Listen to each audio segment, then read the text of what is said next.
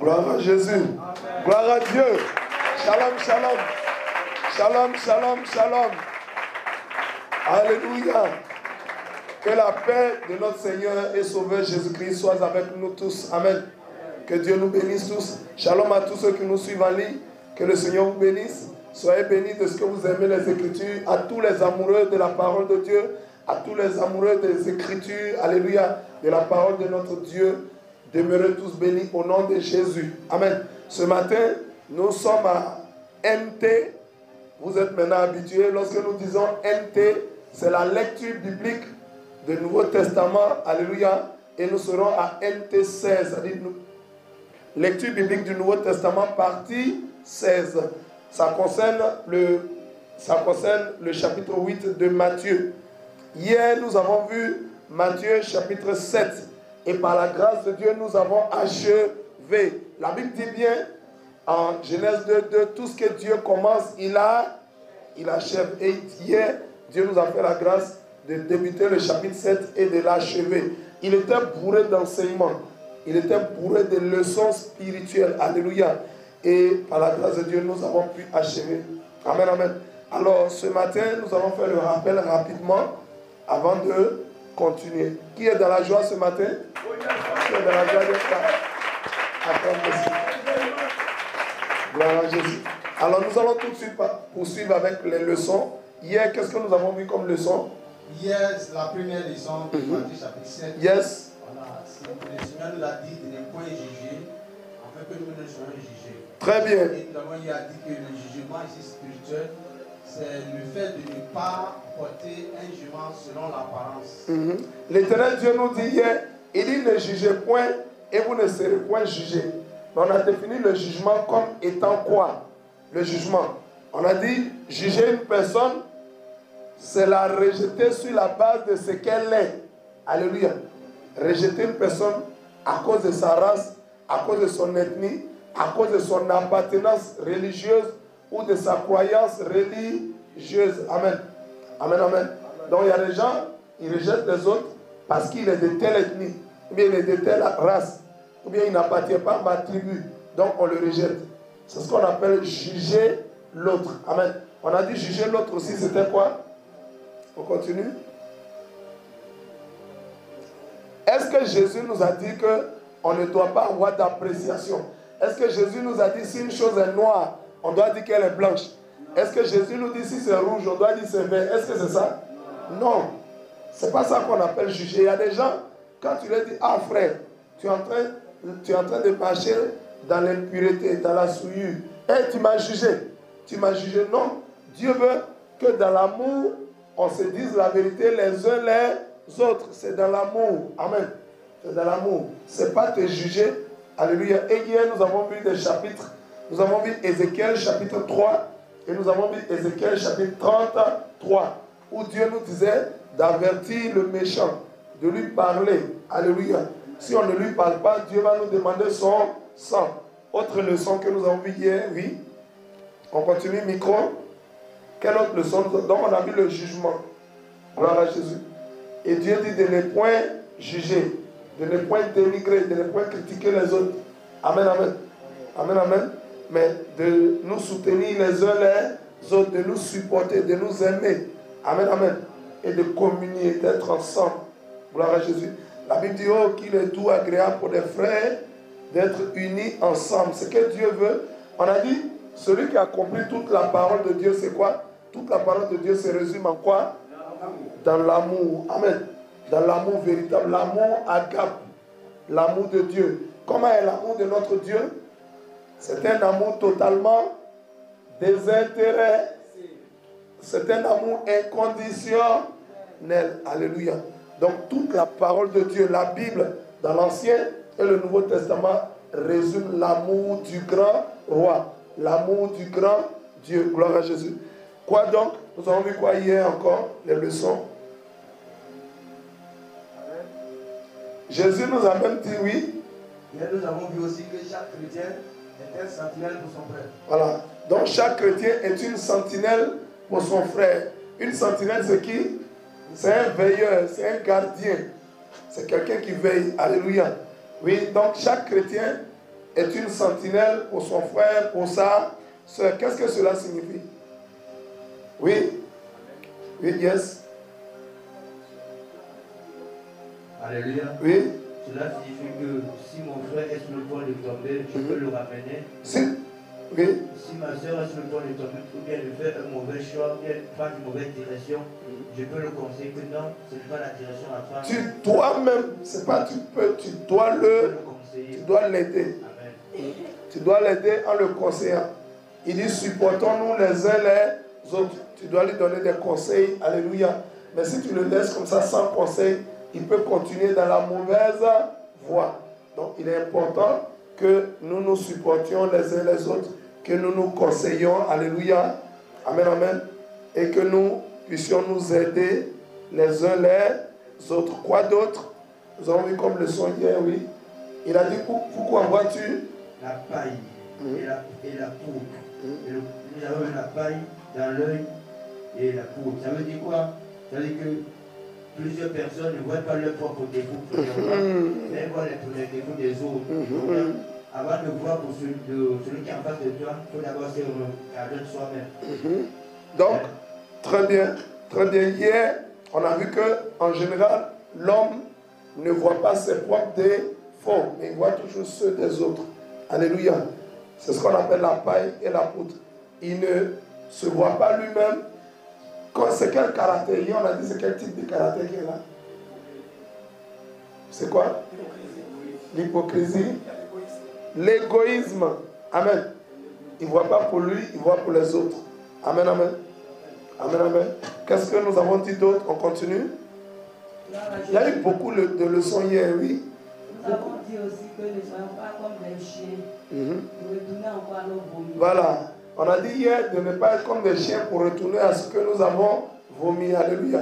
Amen, amen. Qu'est-ce que l'apôtre Pierre dit en 2 Pierre 2, verset 22? Il dit quoi? On peut prendre 2 Pierre 2, 22. Allons-y rapidement. Pour ce qui est des chiens, Pierre a bien parlé en 2 Pierre, chapitre 2. Alléluia. Voilà. Verset 22. 2 Pierre, chapitre 2, verset 22. Pierre dit quoi? Et je lis. Il leur est arrivé ce que dit un proverbe vrai.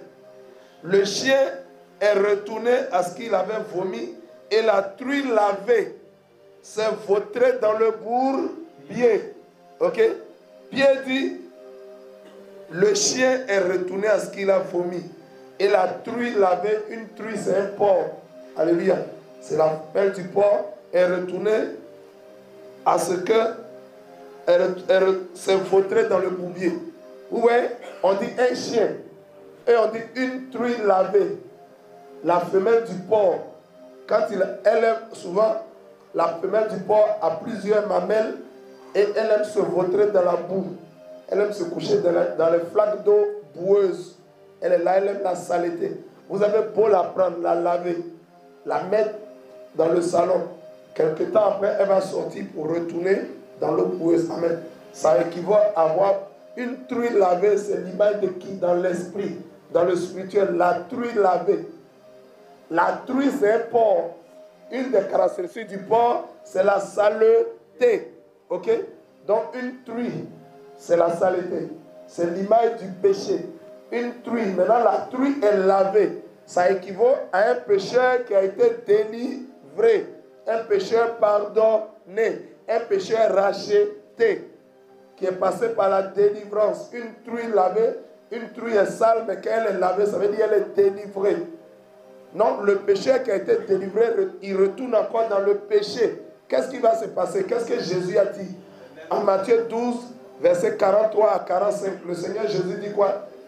Il dit, lorsque l'esprit impur a été évacué, lorsque l'esprit impur a été chassé du corps d'un homme, il va dans les lieux arides. Cependant, il ne trouve pas de repos. Qu'est-ce qu'il fait? Il retourne dans la maison où il était. Il la regarde, elle est nettoyée, balayée, bien lavée. Amen. Chaque esprit, ça va chercher cet esprit plus méchant que eux. Plus méchant qu'eux, ils reviennent dans cette maison et la condition de la personne devient pire. Ça veut dire plus mauvaise. La condition de la personne devient pire, ça veut dire plus mauvaise. Gloire à Jésus.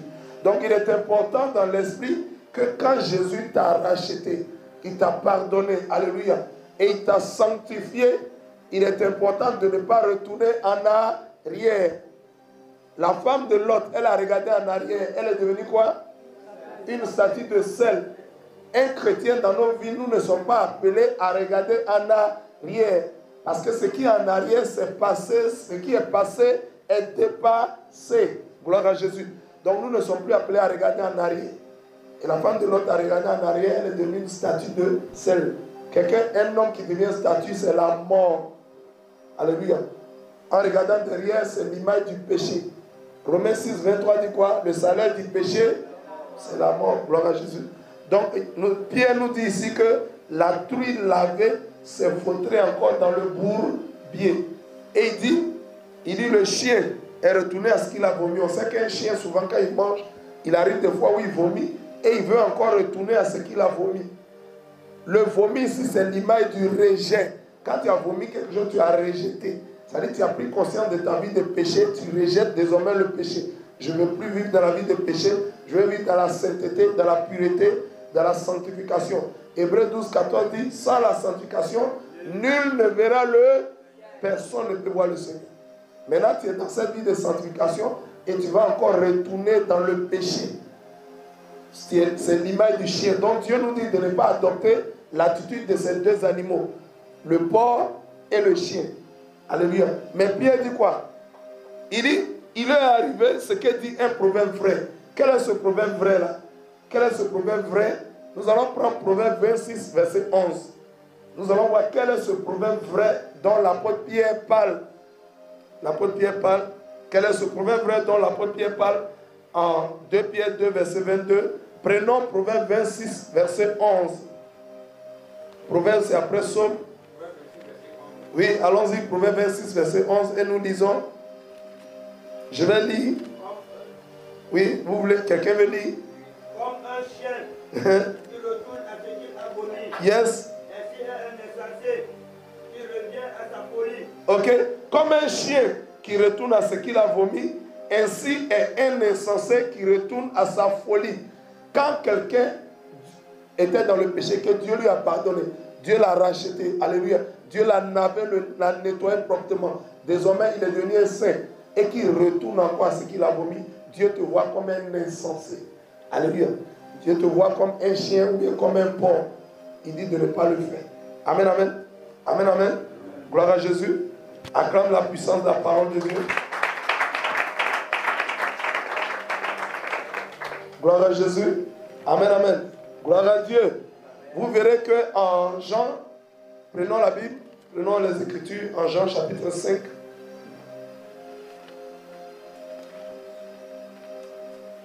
Jean chapitre 5, c'est le verset 14. Jean chapitre 5, verset 14. Il s'agit de la guérison du malade à la piscine de Bethesda. Jean 5, verset 14. Qu'est-ce que Jésus lui dit? Je lis. Depuis, Jésus le trouva dans le temple et lui dit, voici, tu as été guéri, ne pêche plus, de peur qu'il ne t'arrive quelque chose de pire. Le pire revient encore. Amen, amen. Quelqu'un qui était malade depuis 38 ans. Depuis 38 ans. Alléluia. Et Jésus est venu, Jésus lui dit, prends ton lit et va. Alléluia. Et Jésus le met en garde. Il dit, ne retourne plus à ça. Mais si tu es malade depuis 38 ans, 38 ans, ce n'est pas petit. Ce n'est pas 3 ans. 38 ans, ce n'est pas 3 mois et 8 jours. C'est comme il a fait carrière dans la maladie. 38 ans. Parmi nous ici, il y a des gens qui n'ont même pas encore 38 ans. Alléluia. C'est une carrière dans la maladie. 38 ans de maladie. Tu ajoutes 2 ans dessus, ça fait 40 ans. Le monsieur était malade depuis 38 ans. Et Jésus vient, il le libéra. Alléluia. Et quand il a libéré, Jésus le met en garde. Il dit attention, il ne faut plus refaire. Sinon ta condition sera pire. Qu'est-ce qu'il peut avoir de pire qu'une maladie de 38 ans? Alléluia. Peut-être ça peut se doubler. 38 ans plus 38 ans. Si tu n'as rien compris dans la maladie de 38 ans, tu risques d'avoir maladie de 38 ans x 2. Ou bien 38 ans plus 38 ans, ça fait combien d'années? 76 ans. Ou si ce n'est pas 76 ans, c'est la mort. Ça là même, c'est la mort même. 76 ans de maladie. Gloire à Jésus. Donc Jésus le met en garde. En fait, le Seigneur nous dit de ne pas retourner, alléluia, dans ce que nous étions auparavant, qui n'est pas bon. La femme adultère, en Jean 8, verset 11, Jésus lui dit quoi? On ne va pas lire. On va aller rapidement, on ne va pas lire. Jean 8, verset 11, Jésus lui dit quoi? Jésus lui a dit, va et ne pêche plus. Va mais ne pêche plus. Dans quel type de péché elle était? Dans l'adulte, elle a été prise en flagrant délit d'adultère. Jésus dit, faut bâtir. Quelqu'un a dit, moi non plus, je ne te condamne pas. En temps normal, Jésus est le seul qui est resté. Il a dit, si personne n'a, si parmi nous là, quelqu'un n'a pas encore péché, il n'a qu'à lancer le premier la pierre. Ils ont commencé à être accusés par leur conscience l'un et l'autre. Ils se sont tous retirés, depuis le plus grand jusqu'au plus petit. Et c'est Jésus seul qui est resté. Ça veut dire que Jésus seul n'avait aucun péché. Donc il était le seul digne à la juger et à la condamner. Jésus dit, je te fais grâce, je te fais miséricorde, mais il ne faut plus recommencer. Jésus l'encourageait à ne plus retourner dans l'adultère, dans le péché d'adultère. Pourquoi? Parce que Jésus était un pasteur itinérant. Jésus n'avait pas son église en place. Il allait dans les hameaux, dans les villages, partout dans les villes pour prêcher la bonne nouvelle. Donc, il lui a dit, il ne faut plus faire adultère. Parce qu'un jour, je serai quelque part dans un campement, en train de prêcher. Si tu refais qu'on t'attrape, ils vont faire ta fête. Ils vont faire ta sauce. Et je ne serai plus là pour te protéger. Alléluia. Va, mais ne recommence plus. Il faut que chaque chrétien, chaque serviteur de Dieu, chaque disciple de Jésus comprenne cet enseignement. Pour comprendre que quand Dieu t'a délivré, il ne te délivre pas pour que tu retournes à ce que tu as vomi. Il te délivre pour abandonner le péché et marcher désormais en nouveauté de vie. Acclame la puissance de la parole. Gloire à Jésus. Nous retournons à notre texte. Alléluia. Retournons, nous étions en Matthieu chapitre 7. À révision. Ok, dernière leçon. On va attaquer le texte d'aujourd'hui. Essayez encore. Hier, on a vu tellement de leçons hier. On ne pourra pas revoir toutes les leçons. On va voir quelques-unes pour pouvoir faire la lecture biblique d'aujourd'hui. Oui. Qui d'autre? Leçons. Il y a eu trop de leçons hier. Il y a eu beaucoup d'enseignements. Amen. Jésus blâmait les critiques injustes. Yes. Jésus a blâmé les critiques injustes. Amen. Amen, amen. Est-ce que Dieu nous appelle à critiquer nos frères, nos soeurs, à nous critiquer les uns les autres? La critique, c'est quoi? Vous savez, par les critiques, par les calomnies, par les dénignements, tu peux salir la réputation de ton frère.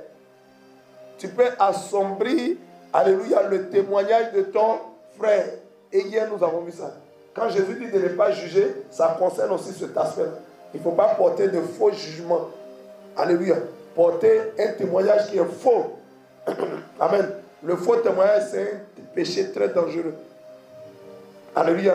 Quand tu es auteur d'un faux témoignage, tu fais un faux témoignage sur quelqu'un, alléluia, les esprits même peuvent te tourmenter.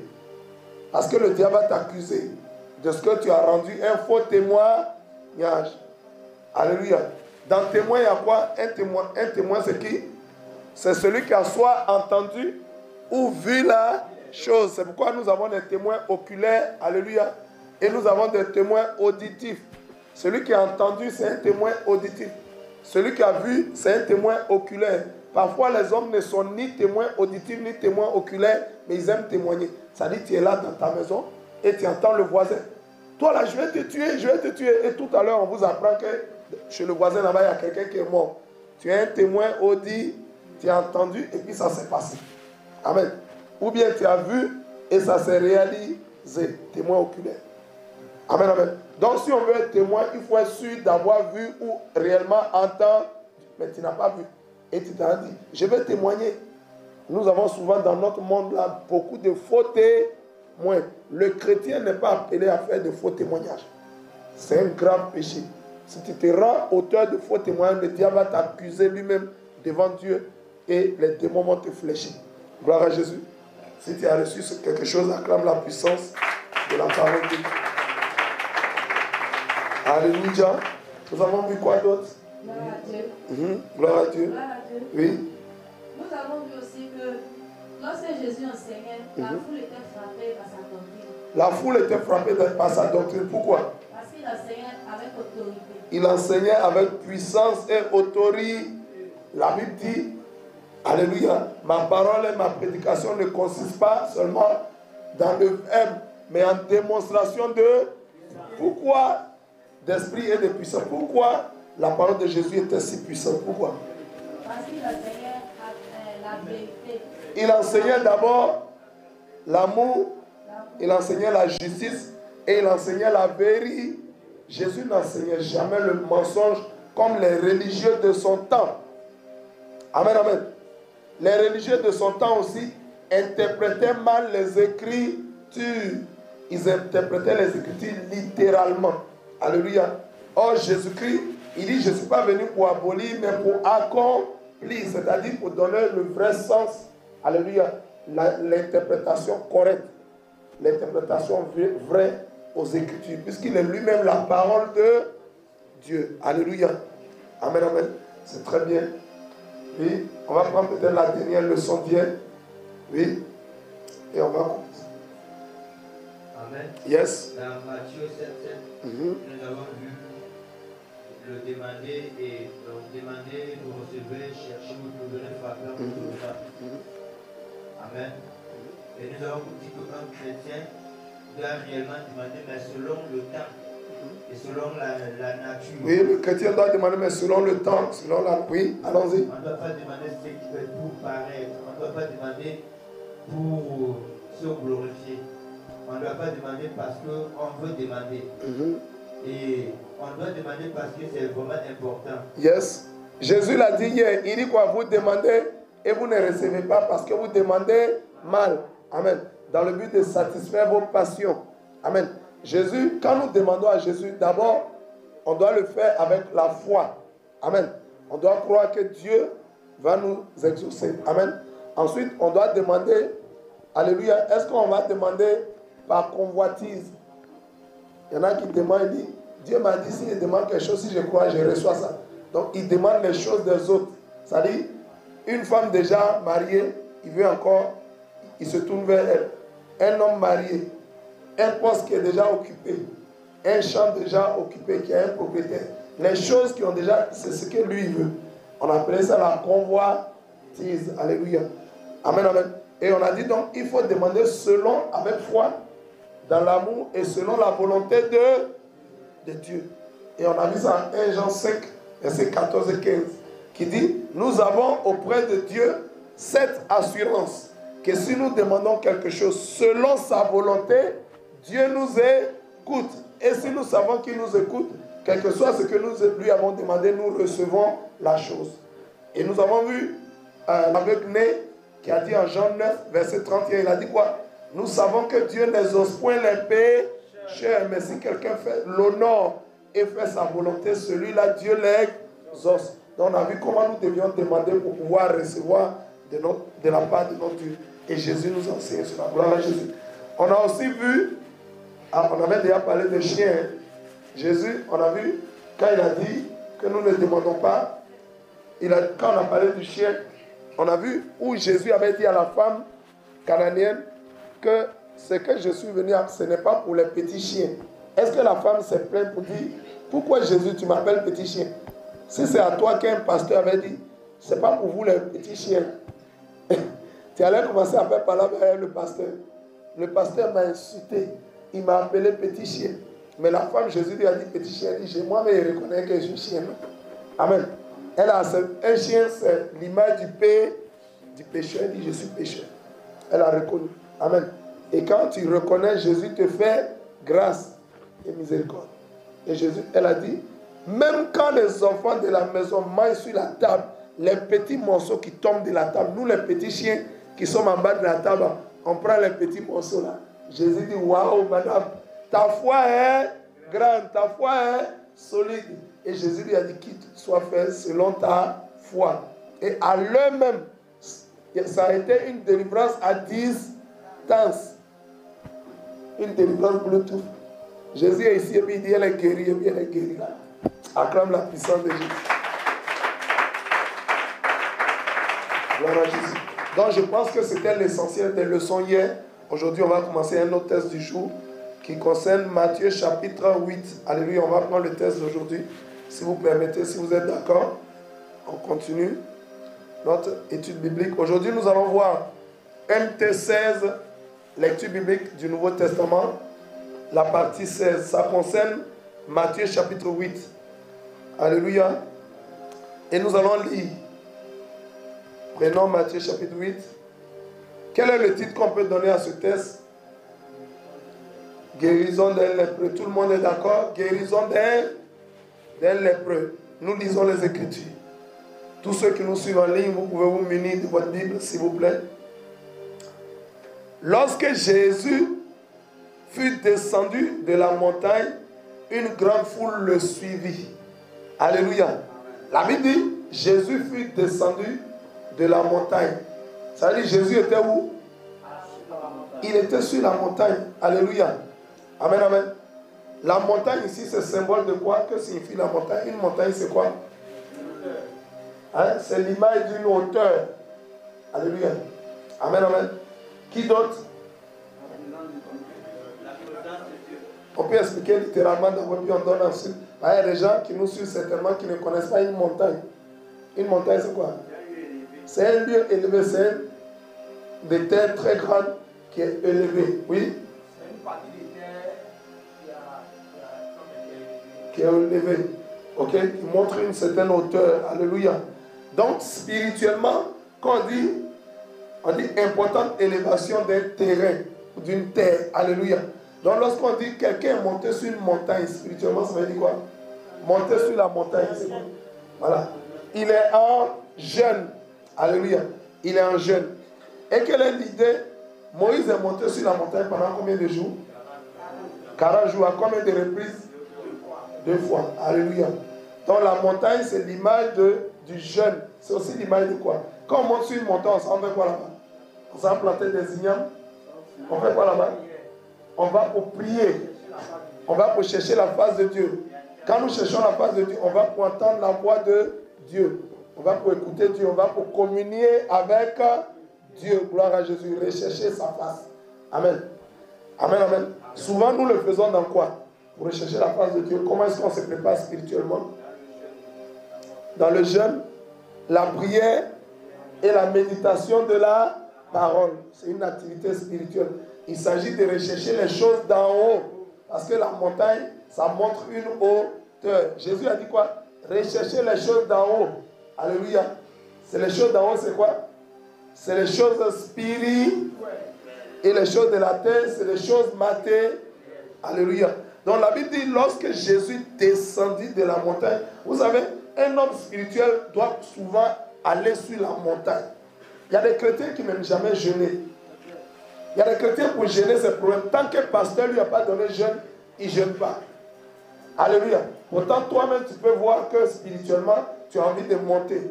Tu veux chercher la face de Dieu. Il est bon souvent, chaque 2 mois, chaque 1 mois, mais je ne sais pas quoi, de au moins chercher à faire au moins 1 jour de jeûne. Chercher la face de Dieu dans la prière, dans la méditation de la parole de Dieu. Amen, amen. La Bible dit que lorsque Jésus descendit de la montagne, alléluia, quand tu vas sur la montagne et que tu rencontres Dieu, quand Moïse allait sur la montagne, quand il est descendu, qu'est-ce qui s'est passé? Son aspect a changé. Parce que quand tu es dans la présence de Dieu, Dieu est symbolisé par la lumière. La Bible dit Dieu est lumière. Donc à force de rester dans sa présence, tu seras impacté. Et il va te communiquer cette lumière. Quand il descend, Moïse est descendu, mais la Bible dit que les Hébreux ne pouvaient même pas regarder son visage. Tellement son visage brillait. Donc, il était obligé de se recouvrir le visage. Et son visage était impacté par la présence de Dieu. Amen, amen. Quand Jésus même est allé à Gethsémane, quand Jésus allait souvent sur la montagne, la Bible dit il fut transfiguré. Dans la transfiguration, il y a quoi transfigurer? Trans, c'est passer d'un état à un autre. Et figuré. Donc son visage a été changé. Son visage a été transformé. Son visage est passé d'un état à un autre. c'est devenu un visage vraiment resplendissant. Toutes les fois que tu montes sur la montagne, tu vas rencontrer la gloire de Dieu. Amen. Quand quelqu'un va sur la montagne, à force d'être avec Dieu, la Bible dit, plus nous le contemplons, nous sommes transformés à la même image que lui. Nous devenons semblables à lui. Gloire à Jésus. Amen, amen. Acclame la puissance de la parole de Dieu, ce qui reçoit quelque chose. Lorsque Jésus fut descendu de la montagne, une grande foule le suivit. Alléluia. Il descend de la montagne et une foule le suit. Est-ce que Jésus a fait école biblique? Alléluia. Est-ce que Jésus était un grand docteur de la loi en son temps? Non. Alléluia. Mais les foules abandonnaient les synagogues vides où il y avait la religiosité, où les gens avaient des problèmes, ils avaient des maladies, mais ils n'étaient pas guéris. Ils avaient des situations, mais ils n'avaient pas la solution à leurs problèmes. Mais quand Jésus est venu, Jésus aimait souvent monter sur la montagne.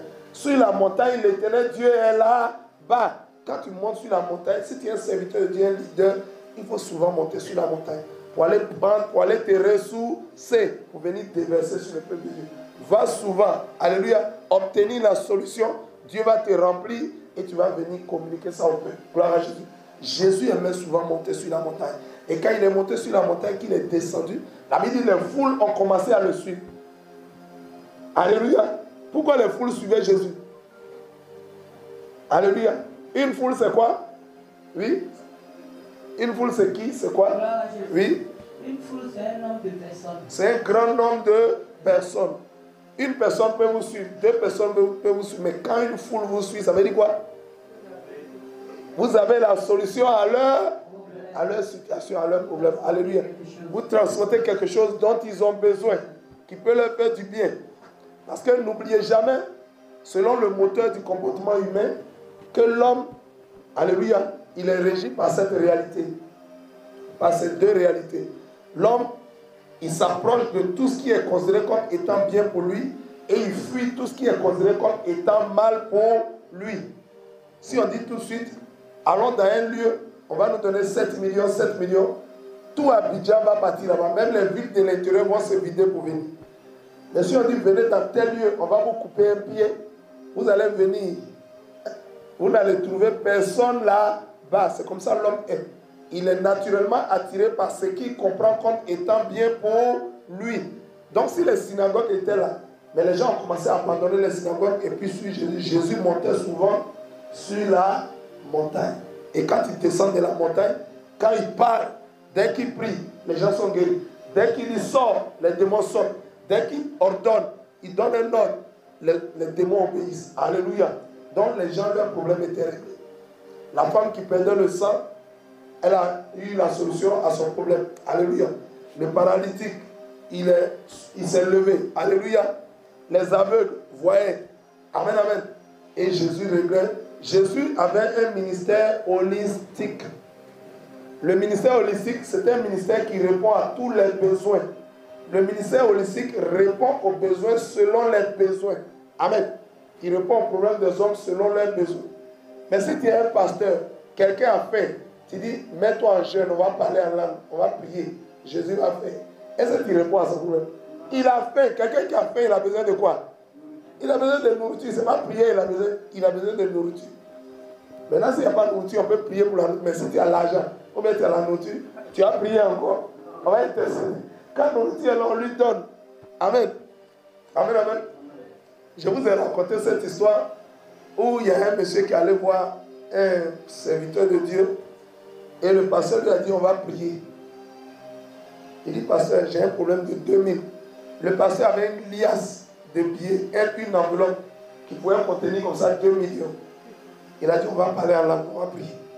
Le fidèle dit, j'ai besoin de 2000. Le pasteur devait faire quoi? Il sort un billet de 10 000 de ce paquet-là. Et pendant qu'il priait, il dit, mets-toi à genoux, j'ai prié pour toi. Donc le monsieur s'est mis à genoux, il a commencé à prier. Quand il priait, il s'abaissait.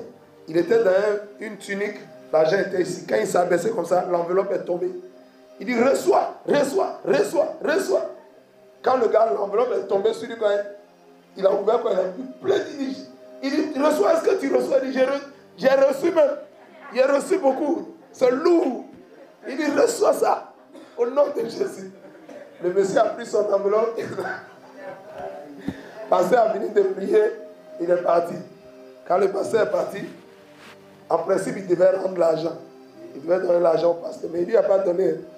C'est une histoire vraie. Il ne lui a pas donné. Mais pourquoi l'enveloppe est tombée aussi, on ne sait pas. En fait, quand Jésus dit, demandez et vous recevrez. Cherchez, vous trouverez. Frappez et l'on vous donnera. En principe, nous sommes des serviteurs de Dieu. Si tu en as, il faut donner. Mais il ne faut pas dire on va prier. C'est comme ça que Jésus était. Tu es malade, il prie, tu es guéri. Tu as faim, il te donne à manger. Il a nourri plus de 5000 hommes, personnes, plus de 2 fois. Alléluia. Amen, amen. Quand ton enfant est mort, Jésus le ressuscite. C'est-à-dire qu'il apporte les solutions qui conviennent à chaque problème. Jésus avait un ministère holistique. Alléluia. Amen, amen. Donc, quand tu accomplis un ministère holistique, les hommes vont te suivre. Parce que tu règles leurs problèmes de manière précise et concise.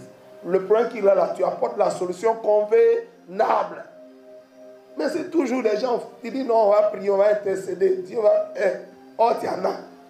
Alléluia. Ça va faire que. Donc, les foules ne suivaient plus les religieux, suivaient Jésus. Pourquoi? Pourquoi les foules suivaient Jésus? Parce que Jésus avait la véritable solution à leurs problèmes. Donc, lorsque Jésus fut descendu de la montagne, on ne dit même pas une foule. La Bible dit une grande foule. Il y a foule et puis foule.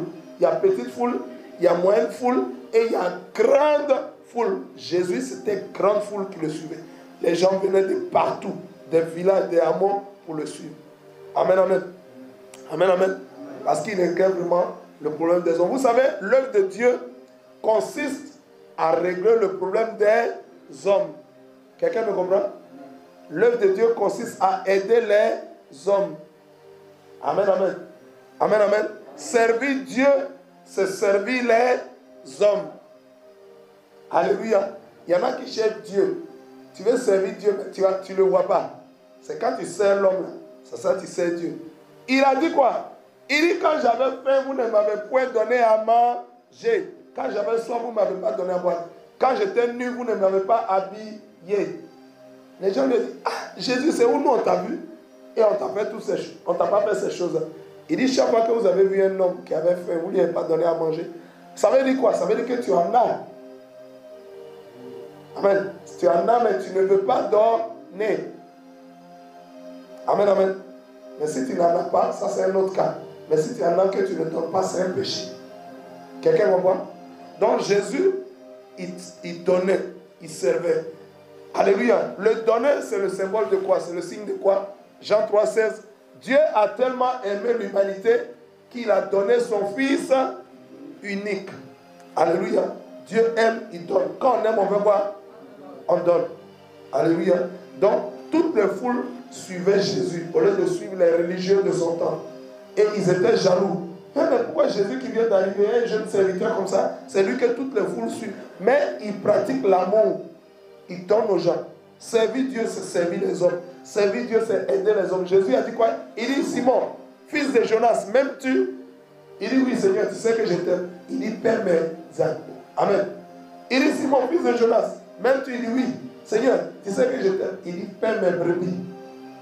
Pourquoi Jésus pose la condition? Tu m'aimes? Il dit, il faut t'occuper d'eux. Troisièmement encore, il dit, Simon, fils de Jonas, Pierre dit, ah, il m'a demandé 3 fois s'il dit, oui Seigneur, tu sais que je t'aime. Il dit, alors occupe-toi de mes agneaux. Un agneau, c'est le petit d'une brebis. Elle est faible. Alléluia. Elle est faible. Elle est petite.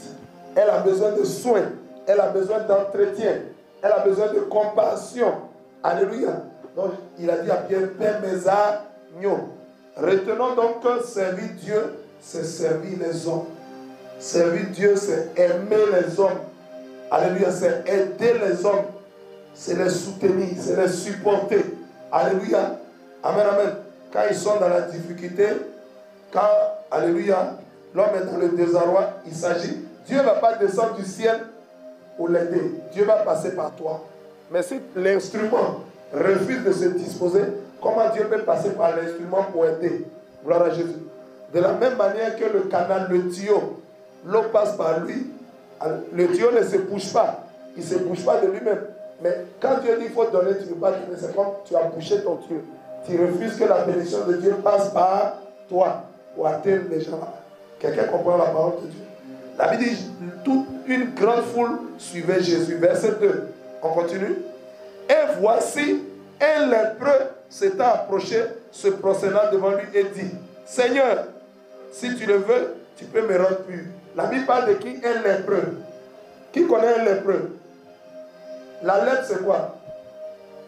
Un lépreux, c'est quelqu'un qui est atteint de la lèpre. C'est quelqu'un qui a la maladie de la lèpre.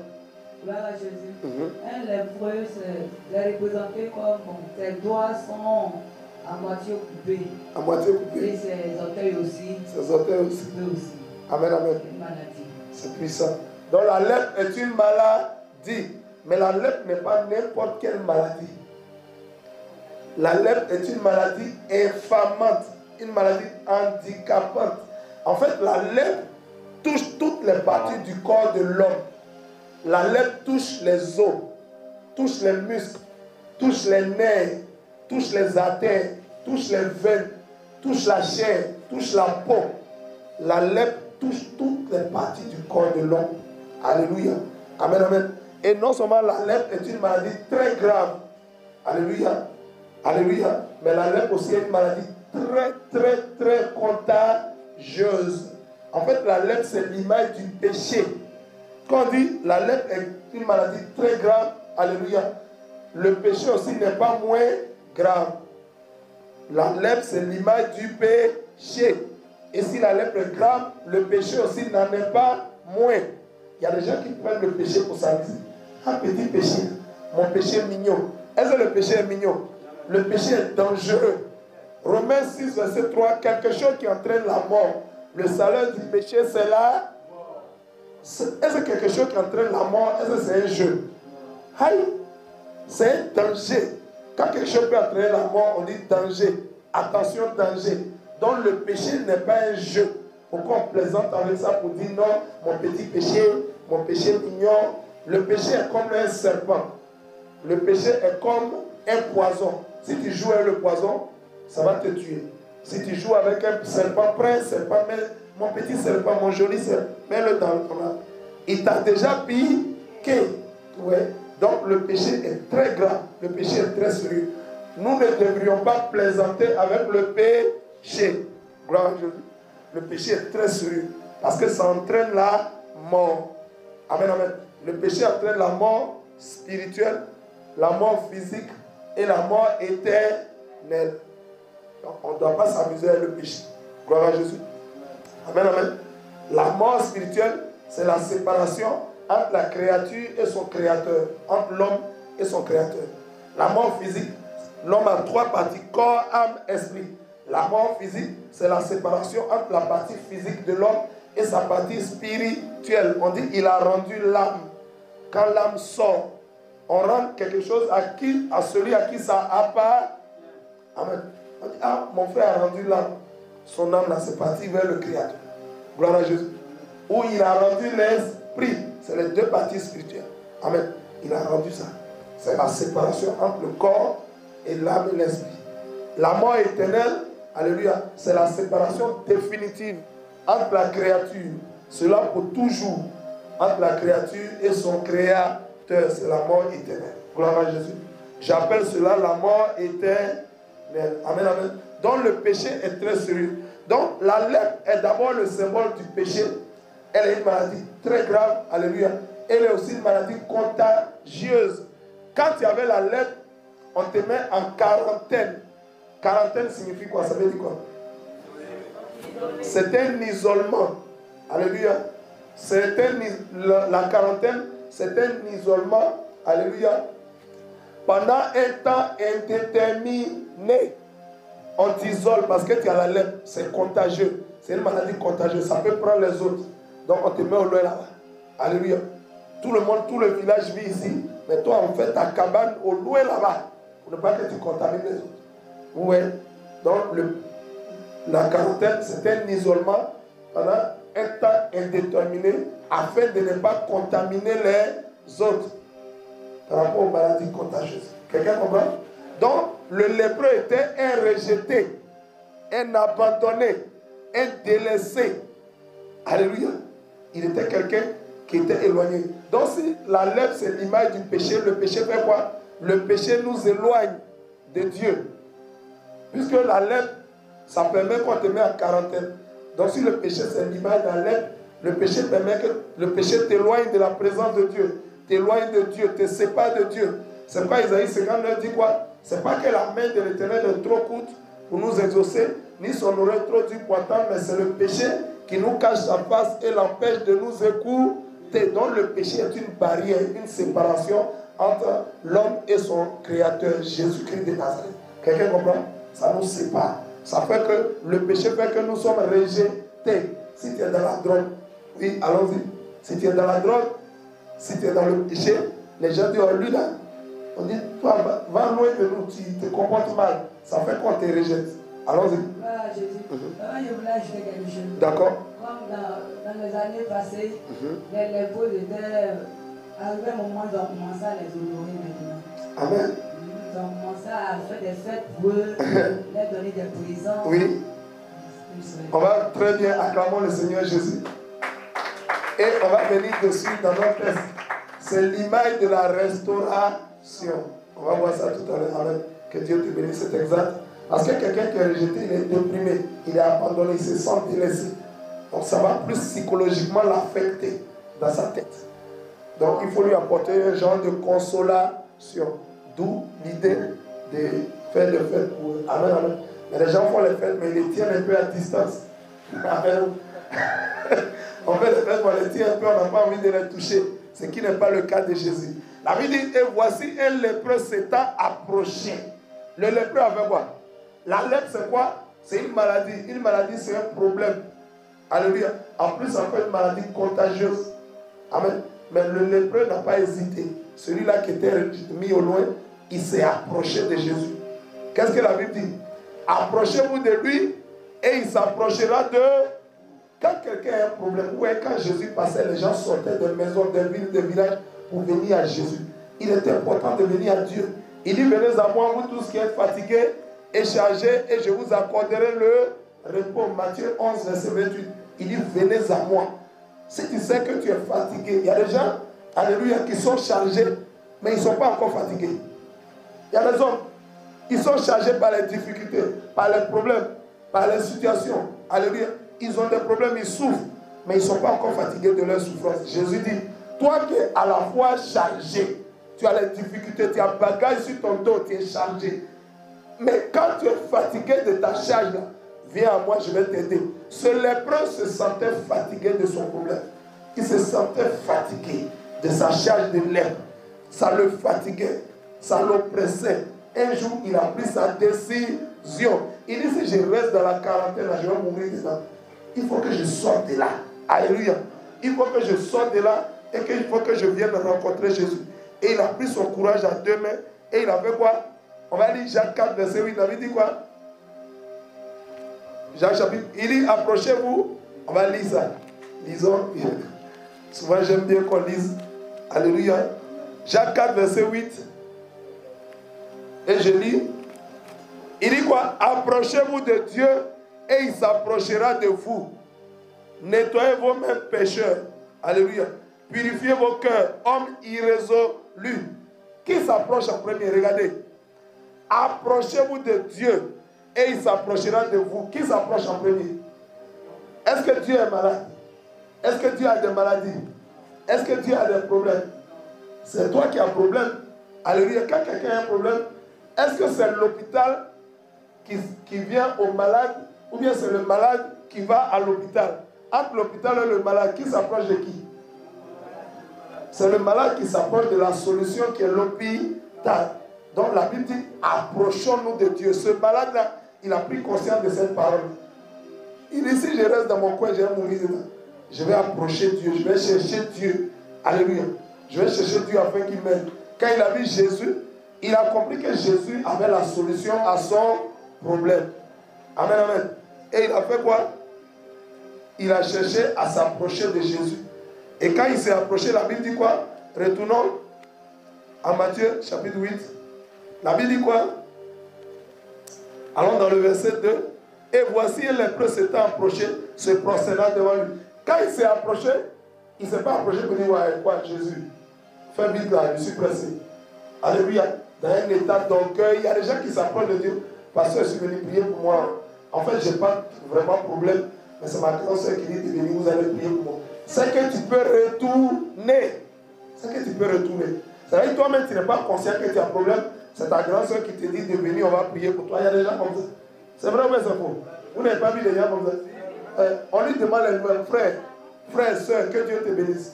Quelle est la raison de ta venue? Sois le bienvenu, on est content de te recevoir. Quelle est la raison de ta venue? Moi-même, je n'ai aucun souci. Je n'ai aucun problème. Ma grande soeur dit de venir, vous allez prier pour moi. Donc, tu peux donc retourner.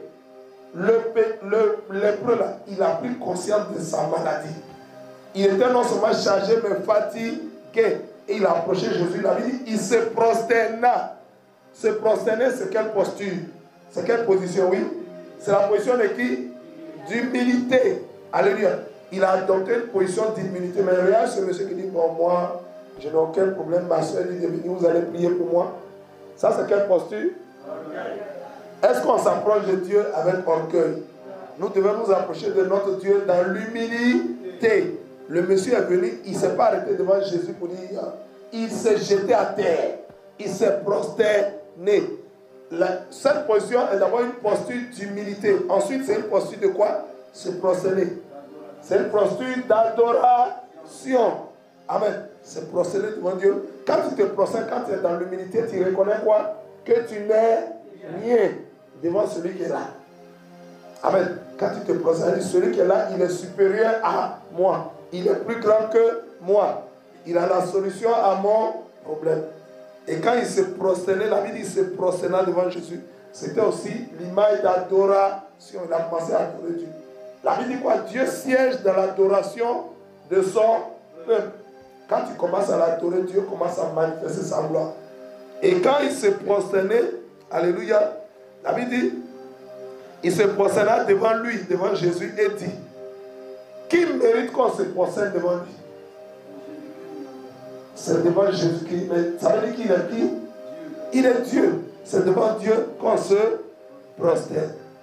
Et il dit, Seigneur, si tu le veux, tu peux me rendre pur. Alléluia. Amen, amen. Si tu le veux, tu peux me rendre pur.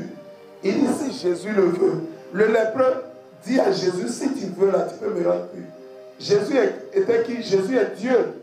Et il demande il dit, mais si tu veux, je peux devenir guéri. Je peux devenir pur.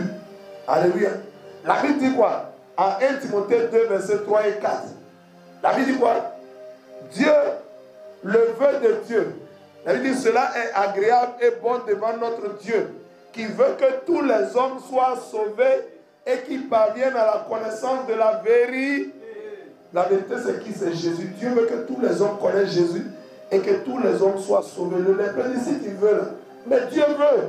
Alléluia. S'il ne voulait pas, il n'allait pas quitter son trône pour se faire homme. Il n'allait pas devenir homme. Par la condition de l'homme, alléluia, nous sommes limités. Amen, amen. L'homme, Dieu descendit et se fit homme. Alléluia. Il prit une posture d'homme pour sauver les hommes. Pourquoi Dieu est devenu homme? Pourquoi? À la personne de Jésus. Pourquoi Dieu est devenu l'homme homme? Oui, pour nous sauver, mais pourquoi? Pourquoi il n'est pas devenu abri? Pourquoi il n'est pas devenu homme? Mais il est devenu homme. Qui a péché? Qui a péché? C'est un homme qui a péché. Toi, tu prends poulet pour sacrifier. Est-ce que c'est poulet qui a péché? Toi, tu prends mouton pour sacrifier. Est-ce que c'est mouton qui a péché? Si c'est un homme qui a péché, c'est un homme qui doit régler le problème. Et si un homme a péché, c'est un homme sans péché qui doit venir régler le problème de l'homme pécheur.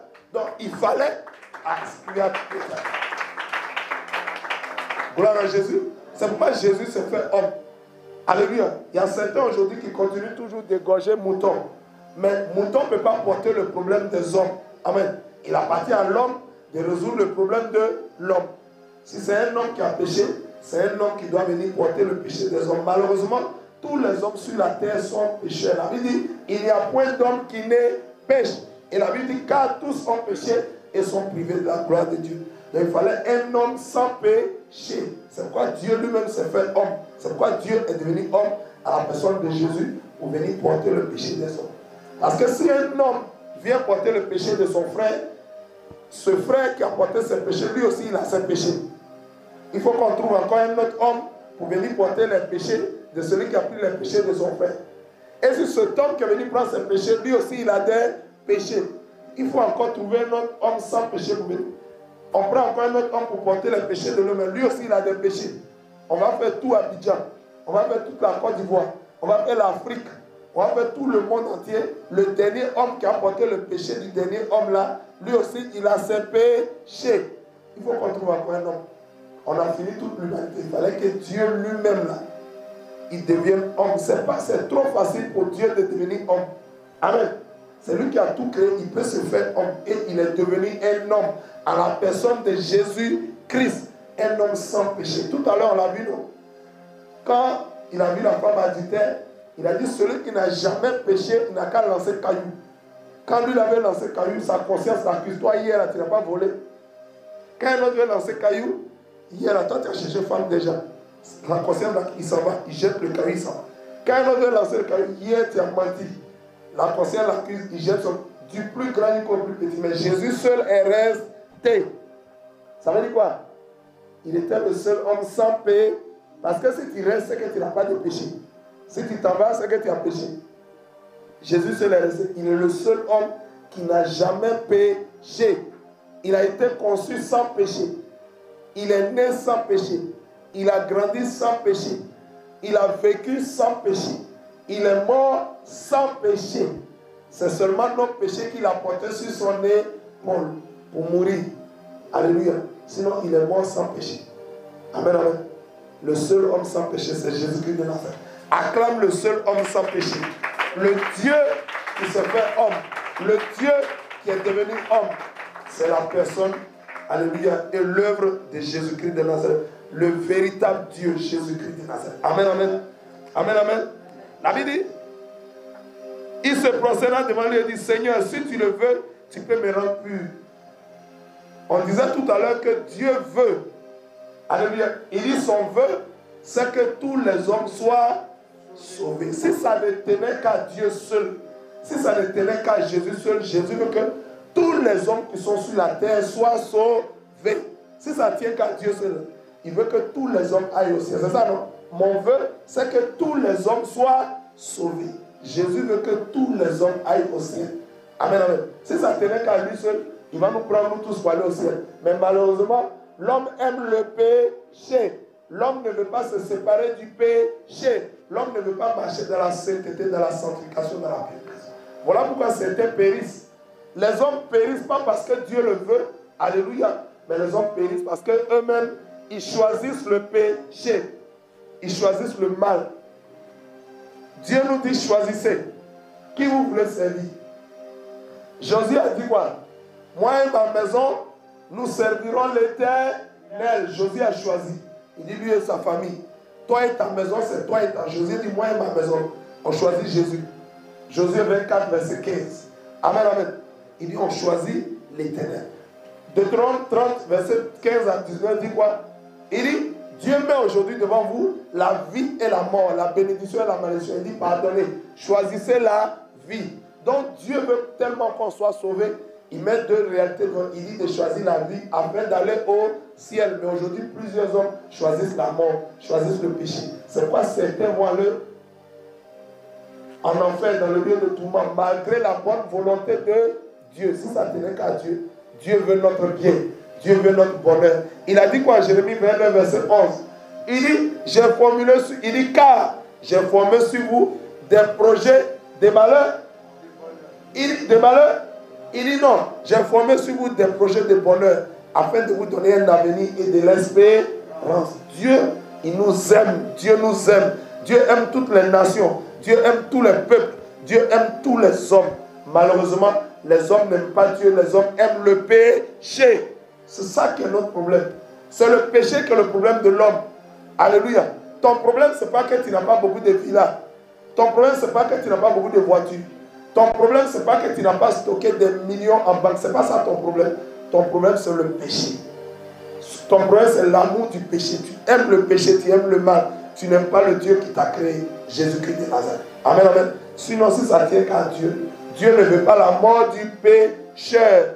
Il veut que le pécheur se répande et que son âme soit sauvée. Quelqu'un comprend bien? Acclame la puissance de la parole. Donc le lépreux dit à Dieu, il dit, si tu le veux, je te garantis, mon frère, ma soeur, que Dieu veut ton bien. Je te garantis que Dieu veut ton bien. Dieu veut ton bonheur. Parce qu'il t'aime, c'est lui qui t'a créé. La Bible ne dit-elle pas, c'est l'Éternel Dieu qui nous a créés. Alléluia. En Somme 100, verset 3, la Bible dit, sachez que l'Éternel est Dieu. C'est lui qui nous a fait. Et nous lui appartenons. Nous sommes son peuple et le troupeau de son pâturage. Somme 24, verset 1 dit quoi? À l'Éternel la terre et tout ce qu'elle renferme. Alléluia. Le monde et tous ceux qui l'habitent. À l'Éternel la terre, le monde et tous ceux qui l'habitent. Tous ceux qui habitent la terre, toutes les ethnies, toutes les races, tous les peuples appartiennent à l'Éternel qui s'appelle Jésus-Christ de Nazareth. La Bible dit c'est lui qui nous a fait, c'est lui qui nous a créés. Alléluia. Et il nous aime. Si ça ne tient qu'à Dieu, Dieu veut que tous les hommes soient sauvés. Et le lépreux disait, Seigneur, si tu le veux. Dieu veut, oui, il veut pas. Il veut notre guérison. Alléluia. Il veut notre bonheur. Il veut notre élévation. Il veut notre mariage. Il veut qu'on aille au ciel pour vivre éternellement avec lui. Dieu veut ça. Mais est-ce que toi tu veux? Alléluia. Dieu veut ton bonheur, mais est-ce que toi-même tu veux ton bonheur? Le premier ennemi de l'homme, c'est l'homme lui-même. Je n'ai pas entendu amen.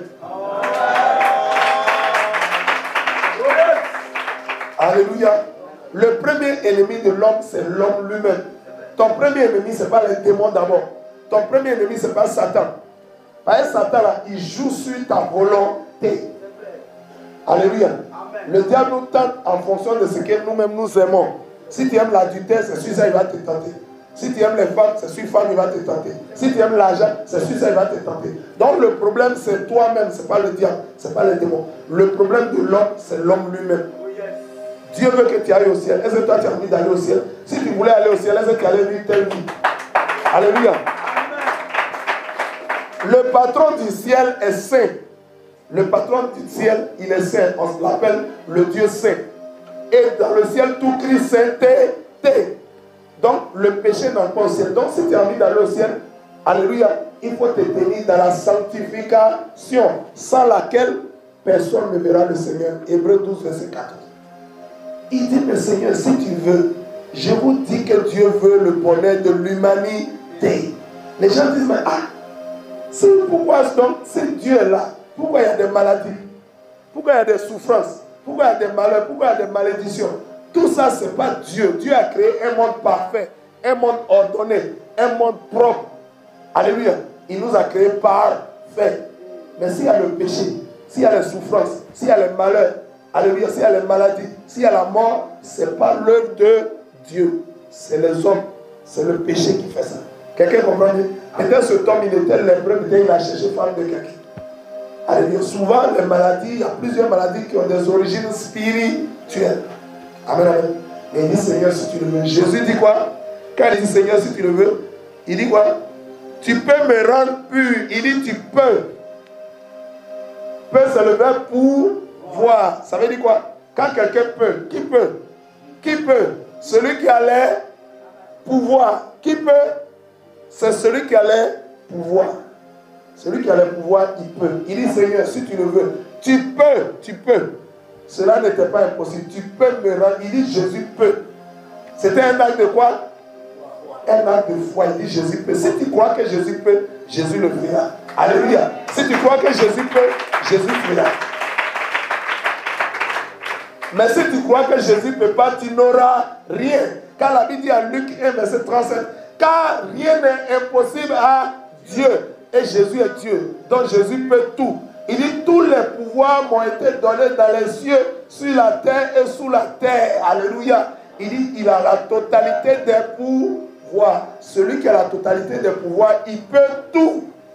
Il a tous les pouvoirs. Qu'est-ce qu'il ne peut pas faire? Il peut tout. Acclame la puissance de Jésus. Il dit, si tu le veux, tu peux. Je vais te confirmer en ce jour que Jésus peut tout. Il peut tout faire pour toi. Jésus guérit. Jésus restaure. Jésus renouvelle. Alléluia. Jésus élève. Jésus fortifie.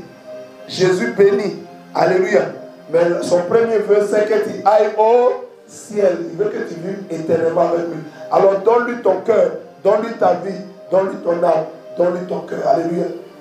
Afin que si tu vis, ce n'est plus toi qui vis, mais c'est lui qui vit en toi. Mets Jésus à la première place de ta vie dans toutes choses. Le lépreux dit, il dit, si tu le veux, tu peux. Il dit, tu peux me rendre pur. Je peux devenir pur par ta puissance. Et Jésus répond quoi? Allons dans le verset 3. Jésus étendit la main. Jésus a fait quoi? Il a étendu la main. Alléluia. Ça veut dire quoi? La main, c'est le symbole de quoi? De la puissance. Jésus étendit sa main. Alléluia. Le toucha. Aïe. Est-ce que quelqu'un connaît le toucher de Jésus? On touche avec quoi? Quand tu étends ta main, c'est le doigt. Pharaon a dit quoi hier? Il dit c'est le doigt de Dieu. Ça veut dire c'est la puissance de Dieu. Nul ne peut lutter là. Jésus étendit sa main, le toucha. Ah, si ta route rencontre celle de Jésus, il n'y a pas quelque chose que tu ne peux pas avoir. Jacob était un trompeur. Un jour, sa vie a rencontré celle de Jésus. Son nom a changé. De Jacob trompeur qu'il était, il est devenu Israël. Qui que tu sois, quelle que soit ta vie, quel que soit ton passé, même si tu étais un brigand, même si tu étais un voyou, un prostitué, une prostituée, un drogué, un ancien sorcier, un ancien sataniste, si et seulement si ta route rencontre celle de Jésus et que Jésus te touche, dis à Jésus, touche-moi. Alléluia. Si Jésus te touche, ta vie ne sera plus jamais la même. Est-ce que quelqu'un comprend la parole? Est-ce que quelqu'un comprend la révélation? Si Jésus te touche, ta vie doit forcément changer. Parce que la Bible dit qu'il a reçu le nom qui est au-dessus de tous les noms. Un nom qui est au-dessus de tous les noms, c'est le nom suprême. Un nom au-dessus de qui il n'y a plus rien. Jésus a reçu le nom au-dessus de tous les noms. Afin qu'au nom de Jésus, tous les genoux fléchissent dans les cieux, sur la terre, sous la terre, et que toute langue confesse que Jésus-Christ est Seigneur. Alléluia. Le toucher de Jésus. Si Jésus te touche, ta vie ne sera plus jamais la même. Alléluia. Ton histoire va changer. Ta destinée va changer. Alléluia. Ton avenir va changer. Alléluia. La Bible dit, il nous retire de la boue pour nous faire asseoir à la table des grands. Alléluia. Il nous tire des ténèbres pour nous amener à la lumière, à de son admirable lumière. Alléluia. Amen, amen. Jésus va changer ta destinée. Il va changer ton histoire. Jésus va changer ton témoignage. Ah, si quelqu'un comprenait le message, il allait commencer à dire, Jésus, touche-moi. Alléluia. Si Jésus te touche, ta vie est transformée. Amen. Jésus est la machine de transformation de la vie des hommes. Jésus est une machine de transformation. Tu ne peux pas toucher Jésus. Jésus ne peut pas te toucher, puis tu vas rester toujours la même chose. C'est qu'il ne t'a pas vraiment touché. C'est que mon Jésus t'a. Mais si Jésus te touche, ta vie doit changer. La Bible dit, l'Éternel Jésus étendit la main, le toucha et dit. Alléluia. Jésus a accompagné, quand il dit, il a accompagné son toucher d'une parole. Alléluia. La parole, la Bible dit quoi en Proverbe 18, verset 21? La vie et la mort sont au pouvoir de la langue. Quand Jésus l'a touché, la Bible dit Jésus a accompagné, Jésus dit. Jésus le toucha et dit, je le veux, sois pur. Aussitôt. Alléluia. Quand Jésus l'a touché, le lépreux n'a pas attendu une semaine. Il n'a pas attendu un mois. Il n'a pas attendu 8 ans. Dès que Jésus l'a touché, comment Jésus t'a touché? Amen, amen. Comment Jésus t'a touché? Si Jésus te touche dans la profondeur, amen, c'est à l'instant T que ta vie va changer. La Bible dit aussitôt, c'est le symbole de quoi? Immédiatement, en même temps. C'est un miracle instantané. Un miracle instantané. Alléluia. Aussitôt, il fut purifié de sa lèpre. Lèpre a disparu totalement. La Bible nous parle de Naaman, un général syrien qui avait la lèpre. Un jour, il allait en Israël. On lui a dit, va voir le prophète Élisée. Quand il allait voir Élisée, Élisée dit, va te laver là-bas. Ah, va te baptiser. Quand on t'a dit que si tu viens en Israël, tu seras guéri, non? Tu as cru, mais tu n'as pas cru. Il dit, voilà, moi je suis venu. Ça veut dire qu'il a cru. Quand tu as cru, tu reçois quoi? Jean 1,12. À tous ceux qui l'ont reçu, il a donné le pouvoir de devenir des enfants de lesquels ne sont plus nés de la volonté d'un homme, de du sang, à la limite de la chair, mais de Naaman est athée, il a hésité, il a fini par aller se plonger 7 fois. Il s'est plongé une fois, rien. 2 fois, rien. 3 fois, rien. C'est le symbole de quoi? La persévérance. Il faut persévérer. Dieu peut te guérir. Il peut faire le miracle pour toi. Mais il faut persévérer. Celui qui persévère, la persévérance est une image de la foi. Quelqu'un qui cherche quelque chose. Jésus a dit quoi? Il dit, cherchez-moi et vous me trouverez si et seulement si vous me cherchez de tout votre cœur. C'est la persévérance dans la foi. Amen. Et Naaman s'est plongé encore 5e fois, 6e fois, 7e fois. Quand il est sorti, lèpre a disparu.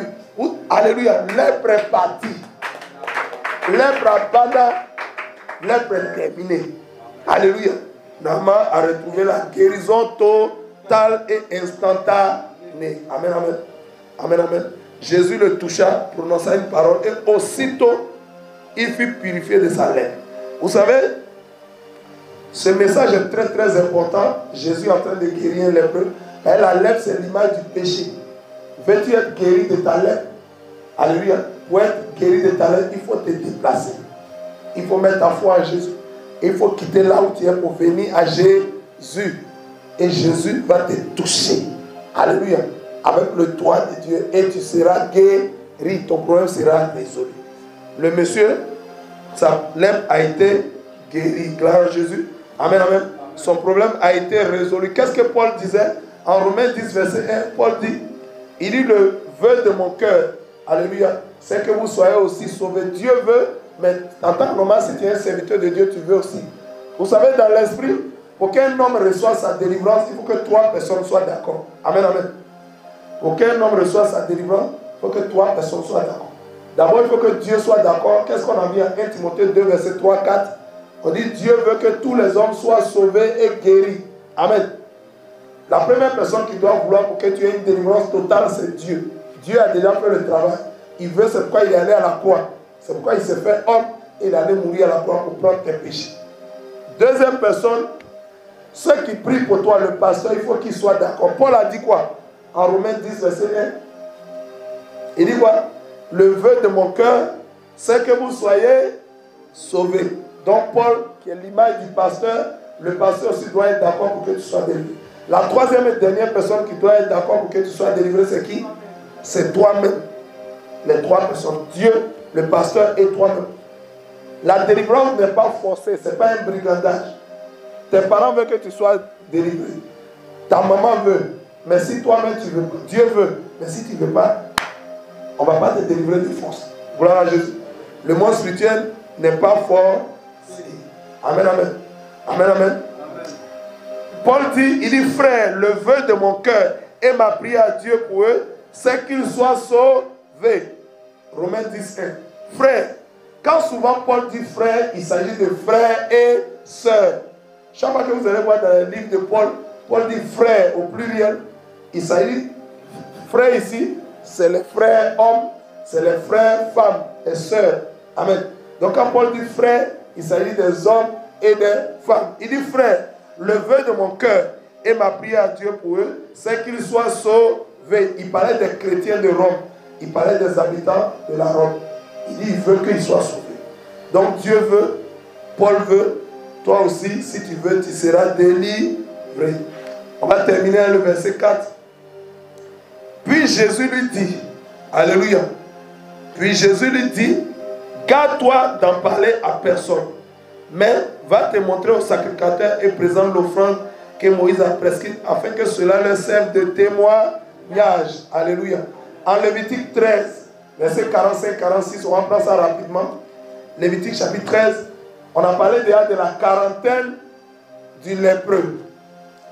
On va voir le test. La quarantaine du lépreux, ça se situe en Lévitique chapitre 13, versets 45 et 46. Et je vais lire. Lévitique chapitre 13, verset 45. Le lépreux atteint de la plaie portera ses vêtements déchirés. On t'oblige maintenant à porter des vêtements déchirés. Tous les hommes portent quel genre de vêtements? Des vêtements normaux. Mais quand tu es lépreux, on dit qu'il faut porter des habits déchirés. Ça veut dire quoi? Tout le monde porte habits corrects. Maintenant, toi, tu es habillé déchiré. Dès qu'on te voit, lui là, il a habillé déchiré, c'est un lépreux. Tu te fais reconnaître rapidement. Ok? Donc, il portera ses vêtements déchirés et aura la tête nue. On te rase. Alléluia. Il se couvrira la barbe et criera impur, impur. Quand les gens viennent, tu dois dire impur, impur. Ça veut dire celui qui est là, il est souillé, il est malade, il a la lèpre. La lèpre est contagieuse. Allons dans le verset 46. Aussi longtemps qu'il aura la plaie, il sera impur. Alléluia. Il est impur. Il sera impur. Il est impur. Il habitera seul. Il habitera comment? Seul. La solitude. Vous voyez comment le péché fait? Le péché te met seul. Il habitera seul. Sa demeure sera hors du camp. On te met au loin là-bas. Tout le monde habite ici. On te met au loin. C'est l'image de la quarantaine, la mise en quarantaine. Quelqu'un comprend? Amen, amen. Donc, quand Jésus a prié, il a été guéri. Alléluia. Jésus lui dit, va te montrer au sacrificateur. Continuons en Lévitique 14, vous allez voir. Lévitique 14, à partir du verset 1, rapidement. On était au 13, alors au 14, vous allez voir que 14, oui, rapidement, je lis. L'Éternel parla à Moïse et dit, voici quelle sera la loi sur le lépreux. Pour le jour de sa purification, ok, on amènera devant le sacrificateur sortira du camp. Alléluia. Il sortira du camp et il examinera le lépreux. Si le lépreux est guéri de la plaie de la lèpre, donc il appartient au pasteur de déclarer si tu es guéri ou non. Amen. Et on continue. Le sacrificateur ordonnera qu'on ait, verset 4, le sacrificateur ordonnera qu'on l'on prenne pour celui-là, il soit purifié 2 oiseaux vivants, et puis du bois de cèdre, du cramoisier de l'hysope.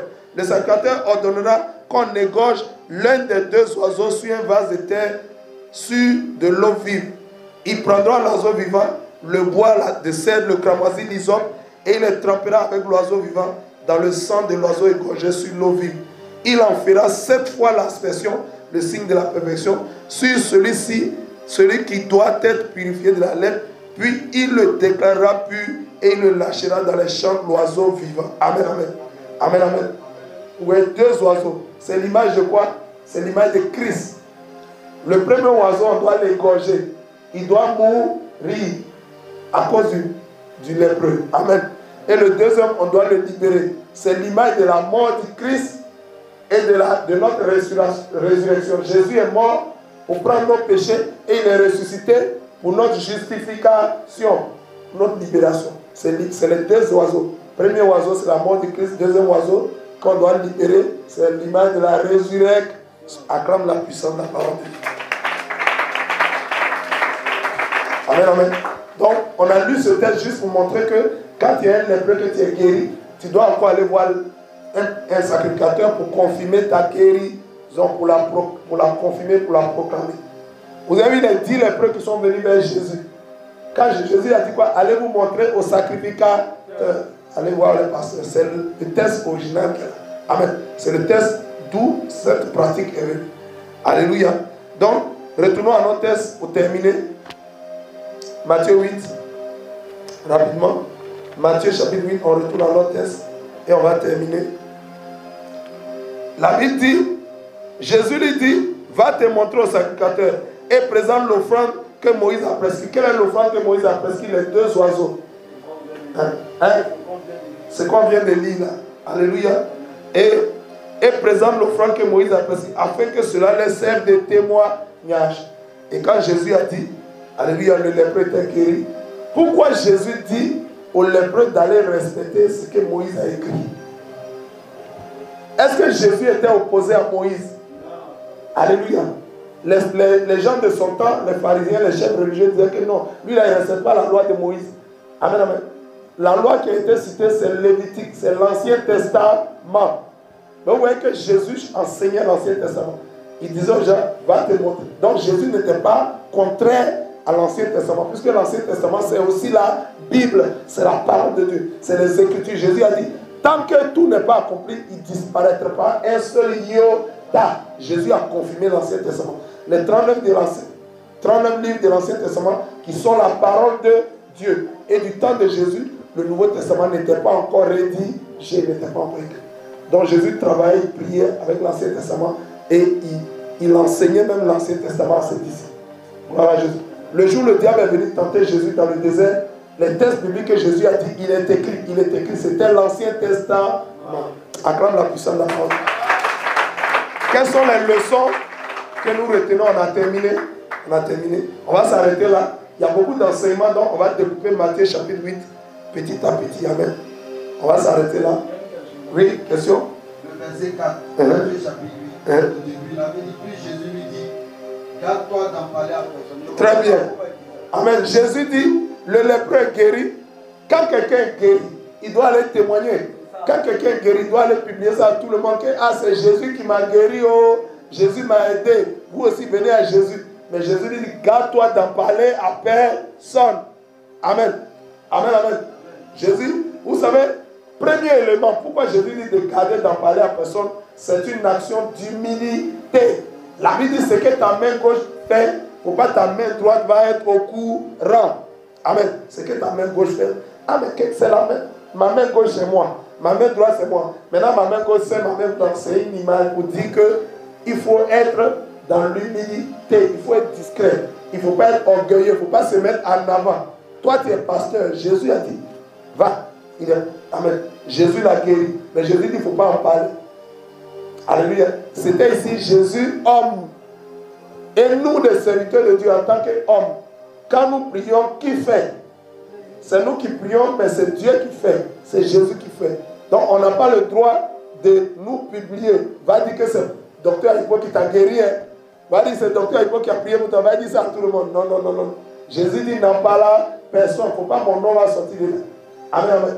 Il ne faut pas parler de moi. À Dieu seul la gloire. Il ne faut pas parler de moi. C'est ce que les hommes de Dieu doivent faire. Tu as prié pour quelqu'un de guéri. Pasteur, toi, tu pries pour les gens. Hein? Et puis ils sont guéris. Ce n'est pas moi. C'est Dieu qui fait. C'est ce que Joseph a dit, non?